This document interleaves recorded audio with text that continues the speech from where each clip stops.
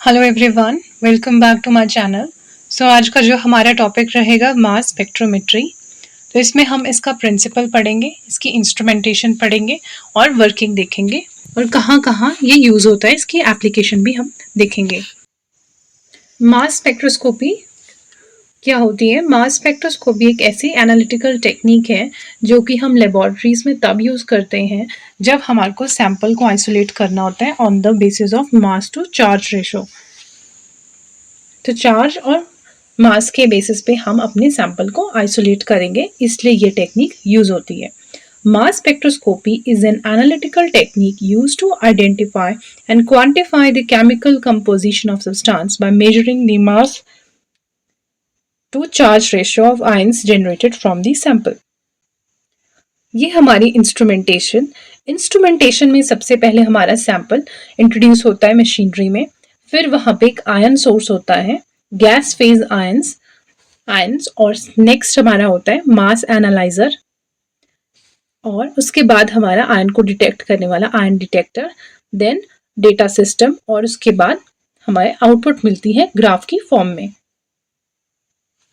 Instrumentation में सबसे पहले आयनाइजेशन सोर्स था। तो आयनाइजेशन सोर्स में क्या है? This is where the sample is ionised, often using techniques like electron impact, laser ablation और इलेक्ट्रोस्कोपी आयनाइजेशन।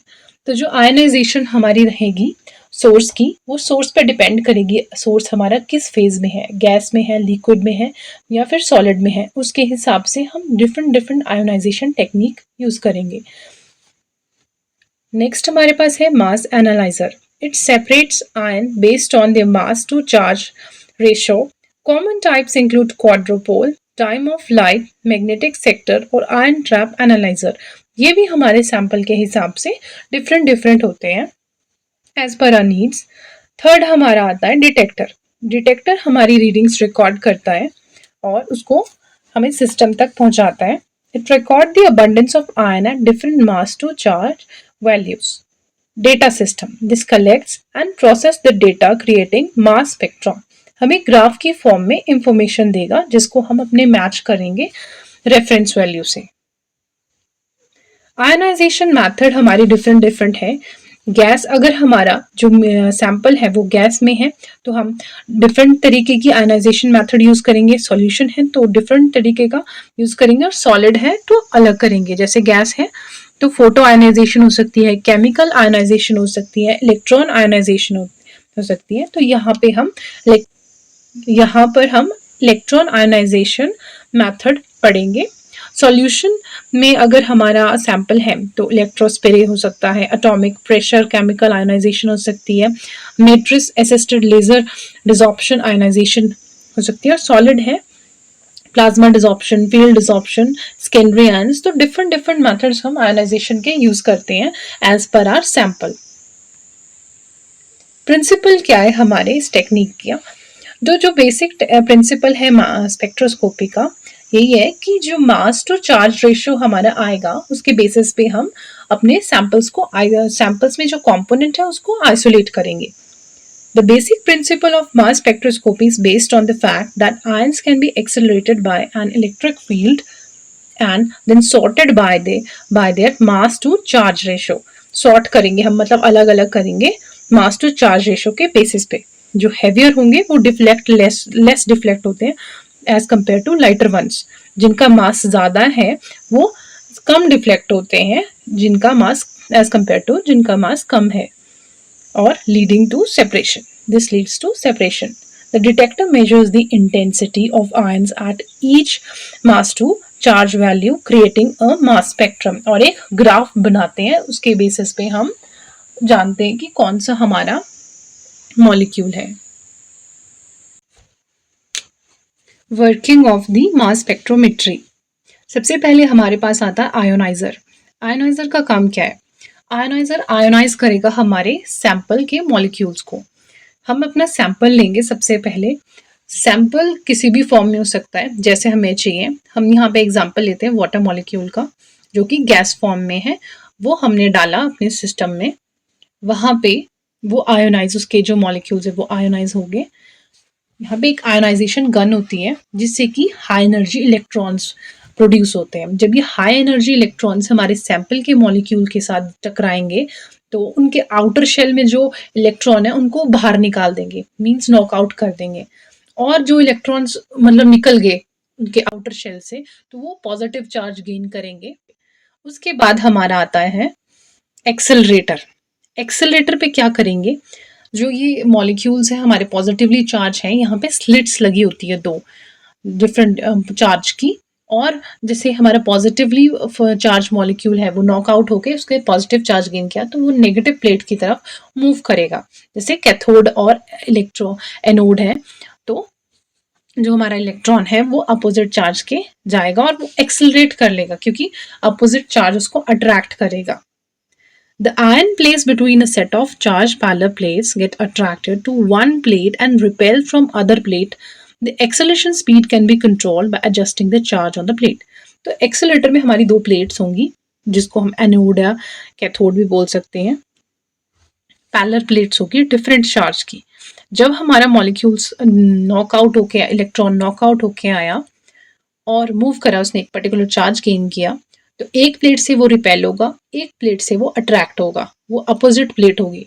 जैसे पॉजिटिवली चार्ज है तो नेगेटिव की तरफ वो अट्रैक्ट करेगा और मूव करेगा।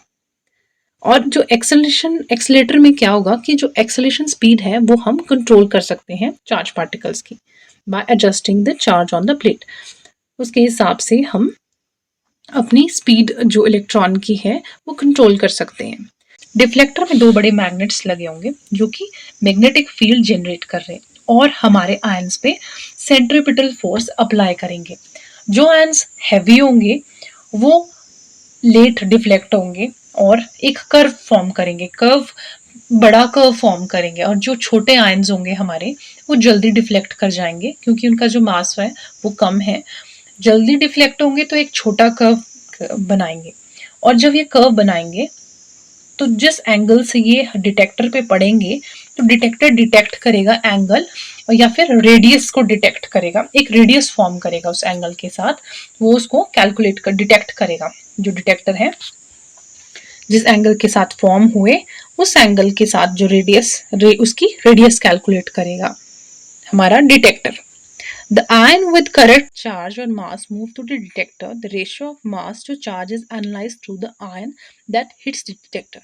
तो जैसे डिफ्लेक्टर से डिटेक्टर के ऊपर फॉल करे हमारे आयंस तो डिटेक्टर उसको डिटेक्ट करेगा और जो वो कैलकुलेशन करेगा वो उसके कर्व के बेसिस पे करेगा। और जब ये कर्व बनाएंगे तो जिस एंगल से ये डिटेक्टर पे पड़ेंगे तो डिटेक्टर डिटेक्ट करेगा एंगल या फिर रेडियस को डिटेक्ट करेगा, एक रेडियस फॉर्म करेगा उस एंगल के साथ, वो उसको कैलकुलेट कर डिटेक्ट करेगा जो डिटेक्टर है, और डिटेक्टर सिग्नल भेजेगा हमारे सिस्टम पे। सिस्टम पे हमारे पास ग्राफ जनरेट होगा जो कि मास टू चार्ज और रिलेटिव अबंडेंस की फॉर्म में होगा। हमारे वाई एक्सिस पे रिलेटिव अबंडेंस होगी और एक्स एक्सिस पे मास टू चार्ज रेशियो होगा, जिससे कि हम पता लगाएंगे कि कौन सा वो आयन है, कौन से आयन्स हमारे हैं, किस किस वेट के हैं। तो ये हमारा डायग्रामेटिक व्यू है। यहाँ पे सबसे पहले हमने सैंपल को इंजेक्ट करा। सैंपल इंजेक्ट करा, अगर ये लिक्विड फॉर्म में, सॉलिड किसी भी फॉर्म में है, पर हम इसको गैस फॉर्म में कन्वर्ट करेंगे। सॉलिड, लिक्विड, गैस तीनों तरीके के सैंपल हम यूज कर सकते हैं और हम आयोनाइज करने के लिए डिफरेंट डिफरेंट मेथड्स यूज करेंगे। तो इलेक्ट्रॉन यहाँ पे सोर्स होगा। इलेक्ट्रॉन सोर्स मतलब जो इलेक्ट्रॉन्स हिट करेगा, इलेक्ट्रॉन गन होगी, उस पर पड़ेगी हमारे सैंपल पे और उसको आयोनाइज करेगी। नेक्स्ट हमारे पास है पार्टिकल एक्सीलेटेड टू मैग्नेटिक फील्ड। फिर आता है हमारे पास एक्सीलेटर यहाँ पे दो प्लेट्स भी देख रहे होंगे आप, जो गोल राउंड राउंड सी प्लेट्स लगी है, अपोजिट चार्ज की होगी।